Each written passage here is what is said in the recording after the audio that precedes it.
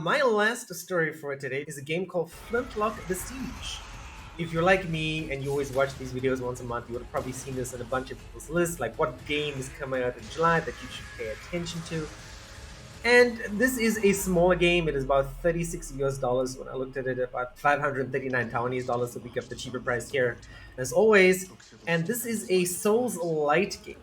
So this is made by the studio A44 Games. You might remember the game Ashen. That game is also out on Switch. You also might remember that Ashen was quite difficult, like really hard. Maybe I've never played Elden Ring or I've never played any Dark Souls games. I will never play those games because they're just a waste of time. You can fight me on that. But yeah, so Ashen was pretty hard. This seems like they've taken some of the feedback they got from Ashen because Ashen was such a difficult game. That was the main criticism. If you watch the videos about Ashen, in the very first 4 minutes, people are like, wow, like difficulty is really all over the place. Some places are like ridiculously difficult. They didn't have a very steady difficulty curve. And they sort of reined this in with Flintlock the Siege. So Flintlock the Siege is a Souls Lite game, though a lot of the comments on Steam are like, yeah, this has some Souls-like elements and it's Souls Lite, but actually you could just drop the Souls comment or the Souls associated words and you just call it an action RPG with guns and magic and cool movement. The coolest thing about this game is the movement is very fast. It's almost very similar to that in First Descendant. Antoine talked about the game where you have a grappling hook and that allows you to move around the area very fast. In this game, you have that sort of very similar rapid movement mechanism allowing you to move faster. And this also works in the sense of combat as well, that allows you to do some really cool aerial attacks and that sort of stuff.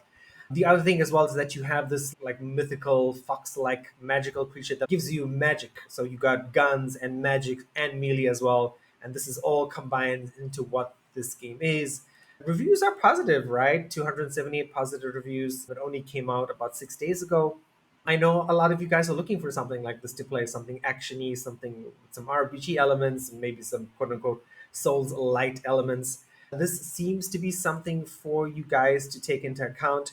There are negative reviews, but it's the sort of same negative reviews with any double A game or quote unquote double A game, which is, oh, the voice acting is not great, or oh, there's this bug or that bug. It's a double A game. It's not $70, it's not $60, it's $36 or $35 or cheaper in Asia if you live here like Adam and I do. So of course they're not going to be spending 5, 6 hours. They don't have 2, 3,000 employees to make a game, right? It's 100, maybe less employees to make this sort of game. That doesn't mean it's not worth it, right? It is good fun. I remember Adam played the game Greedfall, if I'm not mistaken. Um, and that's another Yep. really famous double A game that I've literally seen this on lists of games that you should actually play. Just because it's double A doesn't mean it's bad or the story sucks or something else. There's gonna be things that don't work, but at the same time, it's still gonna be a really fun experience.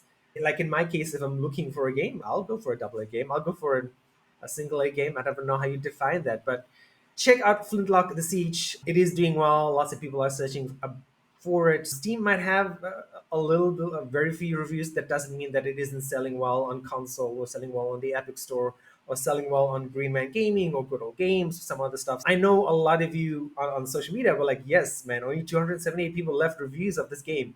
How many village gamers leave reviews? I get the reminder all the time on Steam, like, hey, you play this for 5 hours, leave a review. I'm like, do I want to spend 2 minutes to write a review? Nope, nope, too lazy, not enough time, don't care. So take that with a grain of salt. This looks cool. I haven't played it, but again, looking at the morass of reviews and views on social media and online, it's fun, it's cool, it's gonna fill that itch that you have for magic souls like combat.